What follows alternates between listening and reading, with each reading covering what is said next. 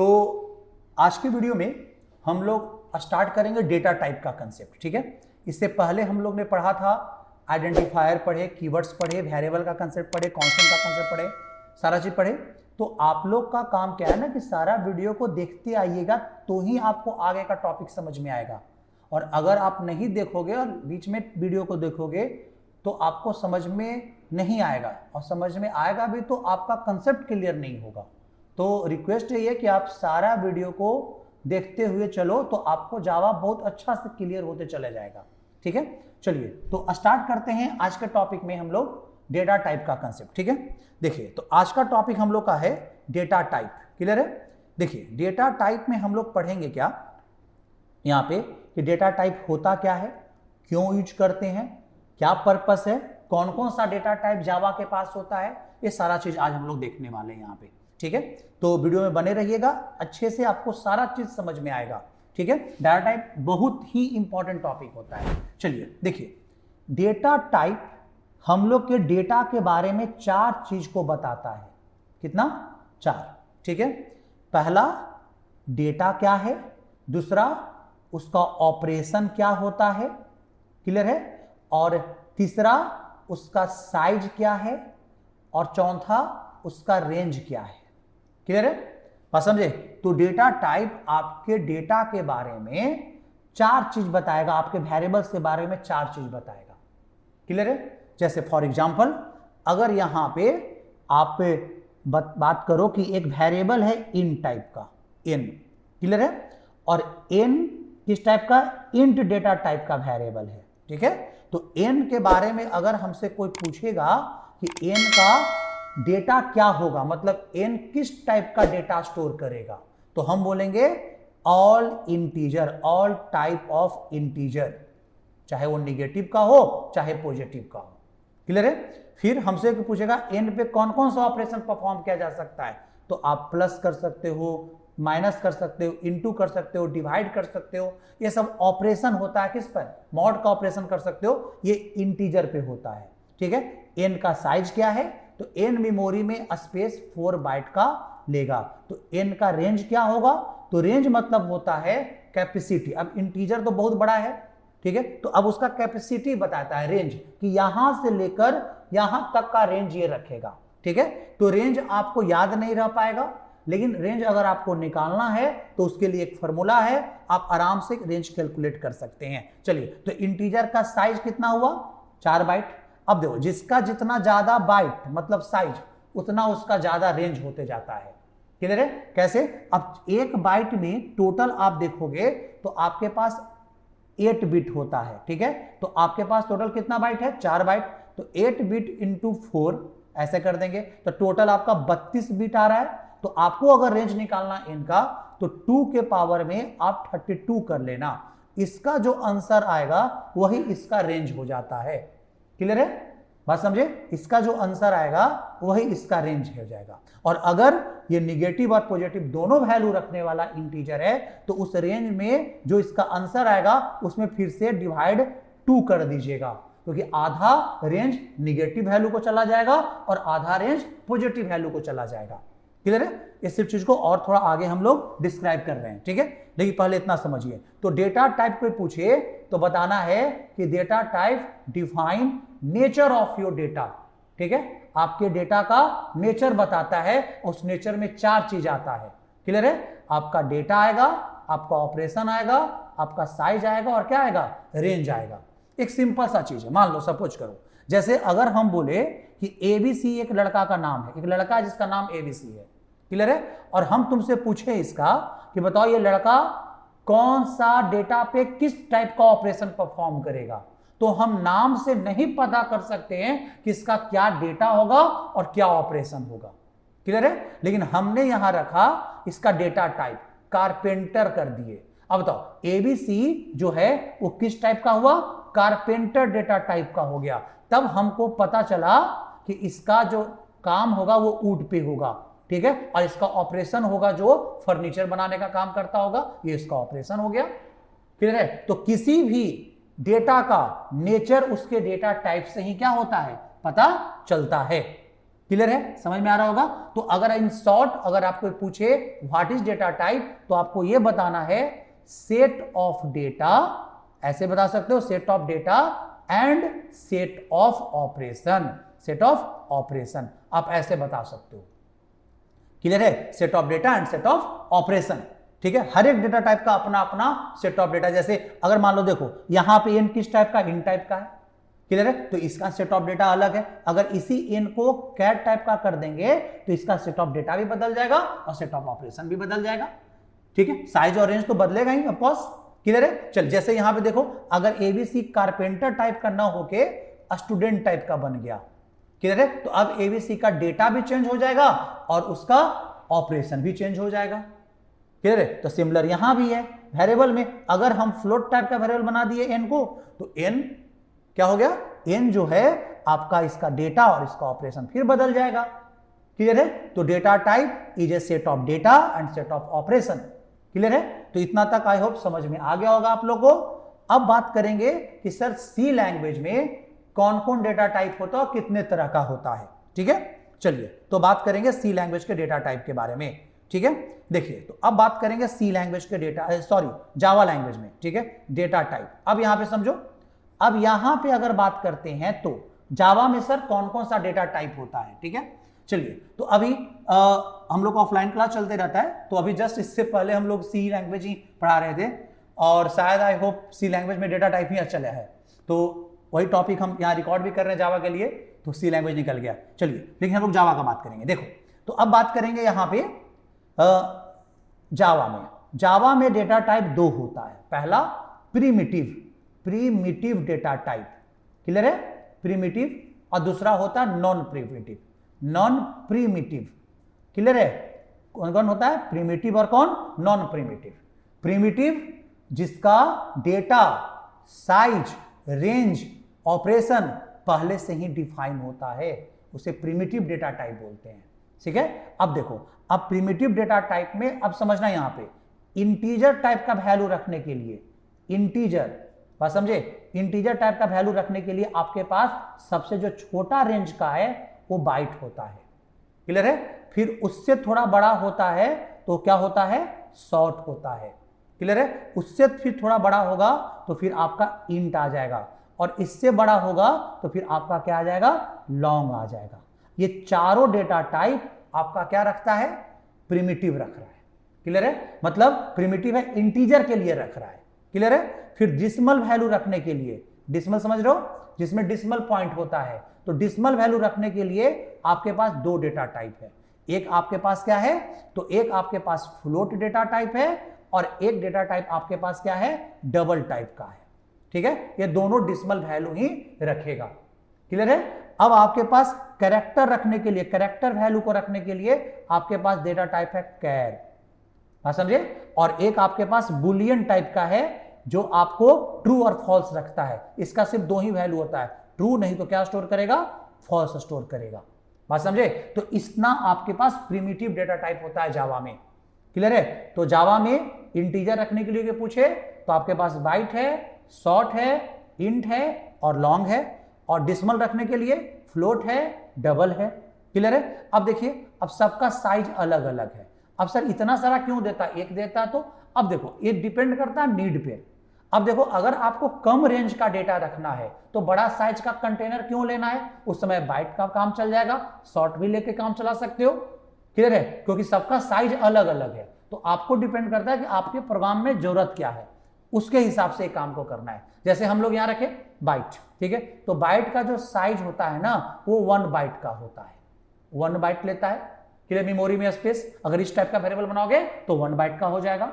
Sir short वाला कितना लेता है, तो 2 बाइट का होता है। क्लियर है, इंट वाला कितना होता है, तो इंट वाला जो होगा वो 4 बाइट का होता है। क्लियर है, और लॉन्ग वाला 8 बाइट का होगा। क्लियर है, बात समझे, तो ये आपका प्रीमिटिव डेटा टाइप का साइज हम आपको बता रहे हैं। क्लियर है, अब बताओ लॉन्ग होगा तो इसका ज्यादा रेंज होगा क्योंकि साइज ज्यादा ले रहा है मेमोरी में ना। क्लियर, इस सब फ्लोट में यहां 4 बाइट का होता है। क्लियर है, और डबल 8 बाइट का यहां भी होता है। ठीक है, कैर यहां जावा में 2 बाइट का होता है, 2 बाइट का। अब बुलियन 1 बिट लेगा, क्या लेगा, 1 बिट। क्लियर है, समझे, तो आपको जिस टाइप का वेरिएबल बनाना है उस टाइप का हो जाता है। जैसे अगर हमें कम रेंज का डेटा रखना है तो हम अपना वेरिएबल बाइट टाइप का कर देते हैं एक्स को। अगर हमको थोड़ा बड़ा रेंज चाहिए तो हम इन टाइप का वेरिएबल बना लेंगे वाई। जब ये दो एक्स भी इंटीजर रखेगा, वाई भी इंटीजर रखेगा। एक्स छोटा कंटेनर है इंटीजर का और वाई उससे बड़ा कंटेनर है क्योंकि इन टाइप का है, क्योंकि इसका साइज 4 बाइट का होता है। क्लियर है? अब यहां पे देखो, अब उसी तरीका से अगर हमको फ्लोट वाला वैल्यू रखना है तो हम अपना वेरिएबल फ्लोट टाइप का बना लेंगे। मान लीजिए यहां वेरिएबल का नाम रख लिया जेड, तो जेड कैसा हो गया? फ्लोट टाइप का हो गया। क्लियर है? तो इस तरह से आपके पास आता है। अगर मुझे ट्रू फॉल्स रखना है तो हम अपना क्या रख लिए? बुलियन टाइप का वेरिएबल बना लिए। यहां पे वेरिएबल का नाम रख दिए बी, इसमें आप रख सकते हो या तो ट्रू और नहीं तो क्या फॉल्स रख सकते हो। क्लियर हो रहा है सबको? तो इस तरह से ये प्रिमिटिव डेटा टाइप का कंसेप्ट होता है किसमें? जावा में। क्लियर है? आपके पास प्रिमिटिव है। अब बात करेंगे किसके बारे में? नॉन प्रिमिटिव के बारे में। ठीक है, अब देखो नॉन प्रिमिटिव डेटा टाइप कहता क्या है कि ऐसा डेटा टाइप जो आप खुद बनाते हो। ठीक है, और खुद बनाया हुआ में भी दो है। पहला जावा का खुद बनाया हुआ है, नहीं तो आप खुद से बना सकते हो। जैसे देखो, एक होता है स्ट्रिंग, स्ट्रिंग जो है नॉन प्रिमिटिव टाइप है। क्लास नॉन प्रिमिटिव टाइप है। इंटरफेस ये नॉन प्रिमिटिव टाइप है। क्लियर है? इंटरफेस क्लियर है? ये सब नॉन प्रिमिटिव है। बात समझे? अब क्लासेस में भी समझो ना, क्लासेस में भी दो गो होता है। ठीक है, एक होता है क्या? प्री डिफाइंड क्लास जो जावा खुद बना के दिया है, ठीक है, डेटा टाइप में। और फिर आपके पास यूजर डिफाइंड क्लास जो हम लोग खुद बनाएंगे, ये भी क्लास है। तो हम लोग इसके बारे में थोड़ा बाद में डिस्कशन करेंगे तो ज्यादा बेटर होगा, आपको समझ में आएगा। लेकिन यहां पे हम आपको ये बता दें कि स्ट्रिंग को थोड़ा डिस्कस कर लेंगे क्योंकि स्ट्रिंग यहां यूज करेंगे। अब क्लासेस क्या होता है, कैसे बनता है, ये सारा चीज हम लोग जानेंगे बाद में। ठीक है, अभी जानने की जरूरत भी नहीं है। तो स्ट्रिंग के बारे में थोड़ा हम आपको बता दें। देखिए यहां पे जैसे अगर बात करेंगे स्ट्रिंग, तो स्ट्रिंग भी एक नॉन प्रिमिटिव एक क्लास है जावा का। क्लियर है? जावा का क्या है? ये क्लास रेडीमेड क्लास है। ठीक है, जो java.lang पैकेज में है, java.lang पैकेज। और हम आपको बताए थे पैकेज जब पढ़ा रहे थे तो कि lang package by default import हो जाता है, इसको इंपोर्ट करने की जरूरत नहीं होता है। क्लियर है? अब यहां पे समझो, तो यहां पे अगर बात करेंगे तो सर स्ट्रिंग जो है, तो इस टाइप का जो वेरिएबल बनाओगे ना तो उसको ऑब्जेक्ट बोलते हैं। जैसे यहां पे हम स्ट्रिंग टाइप का वेरिएबल बनाए एस, तो एस में हमने स्टोर कर लिया मान लीजिए राम, तो एस में जो है ना, एस को आप सिंपल चीज मत बोलना, ये सिंपल वेरिएबल बोल सकते हो लेकिन ये क्या कहलाएगा? ऑब्जेक्ट कहलाएगा। तो जो वेरिएबल किसी क्लास टाइप का होता है उसे ऑब्जेक्ट बोलते हैं। क्लियर है? अभी के लिए इतना ही जानो, आप उप्स पढ़ोगे बहुत डिटेल से हम आप पढ़ाएंगे कि क्लासेस ऑब्जेक्ट होता क्या है, बहुत डिटेल से आपको समझ में आएगा सारा चीजें। क्लियर है? अब क्लासेस के पास जानते हैं बहुत सारा मेथड्स अवेलेबल हो जाता है। ठीक है, अपने ऑब्जेक्ट को हैंडल करने के लिए, समझे? ये चीज फायदा होता है ऑब्जेक्ट के साथ। देखो अब एक्स के पास कोई मेथड नहीं है, वाई के पास कोई मेथड नहीं, क्योंकि ये सब प्री डिफाइन है। समझे? इसमें जितना दिया उतना ही आप यूज कर सकते हो। ठीक है, लेकिन ये क्लास है, ये क्या है? क्लास है। बात समझे? और क्लासेस के पास जो अगर बात करो ना, तो क्लासेस के पास डेटा भी होता है रखने का कैपेसिटी, और एज वेल एज उस डेटा के ऊपर कुछ ऑपरेशन भी हम लोग परफॉर्म कर सकते हैं। ठीक है, जैसे देखो इस एस ऑब्जेक्ट है स्ट्रिंग क्लास का, तो एस के पास, स्ट्रिंग क्लास के पास बहुत सारा मेथड है अपने ऑब्जेक्ट को हैंडल करने के लिए। जैसे वो अपना लेंथ निकालना चाहता है तो एस डॉट लेंथ यहां पे यूज करेंगे, तो आपका लेंथ निकल जाएगा स्ट्रिंग का। जैसे राम, इस ऑब्जेक्ट में जो वैल्यू है राम, उसका कितना लेंथ है? 3 है, तो आपको बता देगा 3। ये सब फायदा मिलेगा, लेकिन ये सब फायदा इसमें प्रिमिटिव में नहीं मिलता है। क्लियर है? तो प्रिमिटिव वही डेटा टाइप जो सी लैंग्वेज में है, और ये नॉन प्रिमिटिव जो आपके पास क्लासेस है, इंटरफेसेस है, ये सब नॉन प्रिमिटिव है। क्लियर है? बात समझ में आ रहा होगा सबको? तो ये सारा नॉन प्रिमिटिव डेटा टाइप होता है। अब यहां पे समझो, अब जावा क्या कहा ना कि जावा के पास नॉन प्रिमिटिव, सुनिए यहां पे जितना भी आप देख रहे हो ना, आप नॉन प्रिमिटिव डेटा टाइप भी अलग अलग है। बात को समझो यहां पे, जैसे हम यहां पे बता रहे हैं क्या कि यहां पे जावा 2 तरह का डेटा टाइप दिया। ठीक है, प्रिमिटिव तो दिया और एक नॉन प्रिमिटिव का बात करेंगे। ठीक है, देखो यहां पे अगर प्रिमिटिव तो दिया ना, और फिर क्या करेंगे? नॉन प्रिमिटिव का बात करेंगे। देखो कहता क्या है नॉन प्रिमिटिव में, ठीक है, जावा के पास अलग अलग डेटा टाइप भी है जिसको बोलते हैं रैपर क्लासेस। क्या बोलते हैं? रैपर। इस भी एक पूरा चैप्टर है, पढ़ेंगे। अब देखो यहां पे रैपर क्लासेस, ठीक है, ये भी थोड़ा सा डिस्कशन कर देते हैं। जैसे देखो जावा के पास जितना भी प्रिमिटिव है सभी का एक रैपर क्लासेस भी है। जैसे अगर आपके पास बाइट है ना, तो बाइट क्या हुआ, बाइट आपका प्रिमिटिव है, तो इसका नॉन प्रिमिटिव है बाइट। क्लियर है, समझे। अब यहां पे देखो शॉर्ट है, तो इसका नॉन प्रिमिटिव डेटा टाइप का नाम कौन है, शॉर्ट। क्लियर है। फिर आपके पास इंट है, तो इसका नॉन प्रिमिटिव का नाम क्या है, इंटीजर। बात समझे। आपके पास लॉन्ग है, तो इसका नॉन प्रिमिटिव का नाम लॉन्ग ही है। अब यहां देखो ये सब क्लासेस है, क्लासेस का हर एक लेटर, पहला लेटर हमेशा क्या रहेगा, कैपिटल ही होगा। ये समझ जाओ, रूल है जावा में कि जो भी क्लासेस होगा उसका पहला लेटर क्या रखना है, आप अपना रखोगे तो रख लेना कैपिटल ही, अपना रखोगे तो आप छोटा भी रख सकते हैं, लेकिन सारा क्लास है जावा में का पहला लेटर क्या लिखाता है, कैपिटल ही लिखाता है। समझे, पहचानने का नियम है। जिस वर्ड का पहला लेटर कैपिटल हो गया समझो क्लास ही होगा। क्लियर है, most of the time. Clear है। चलो अब यहां पे फ्लोट भी है, तो फ्लोट का अपना भी डेटा टाइप है। ठीक है, फ्लोट है ना, तो अपना डेटा टाइप है उसका कौन, फ्लोट। यहां ये भी है आपके पास, समझे, तो आपके पास यहां पे ये भी मिलेगा। क्लियर है। तो आपके पास जितना भी प्रिमिटिव है, कैर है, तो इसके पास क्या है, कैरेक्टर भी है। अब बताओ, तो ये सब क्लासेस में जावा दिया है, सर देता क्यों है। अब सुनो, जब आप काम करोगे बड़े प्रोजेक्ट पे ना, तो कभी कभी क्या जरूरत पड़ेगा कि आपको ना प्रिमिटिव से ऑब्जेक्ट में बदलना पड़ेगा। मतलब बाइट को इस बाइट में कन्वर्ट करना पड़ेगा, इंट को इंटीजर में कन्वर्ट करना पड़ेगा, लॉन्ग को लॉन्ग में कन्वर्ट करना पड़ेगा, और कभी कभी आपको ऑब्जेक्ट को इसमें बदलना पड़ेगा, इंट में। मतलब अब सुनो, जैसे अगर हम लिखे इंटीजर टाइप का एक वेरिएबल लिए आई, तो ये आई ऑब्जेक्ट कहलाएगा, क्योंकि ये क्लास टाइप का है। जैसे स्ट्रिंग में अभी बताए थे, इस एक ऑब्जेक्ट कहलाएगा, एक क्लास है, इसके पास मेथड है बहुत सारा, कन्वर्जन मेथड तुमको मिल जाएगा इसके साथ। क्लियर है। और अगर हम यहां पे यूज करेंगे इन टाइप का वेरिएबल एक्स, तो ये वेरिएबल कहलाएगा।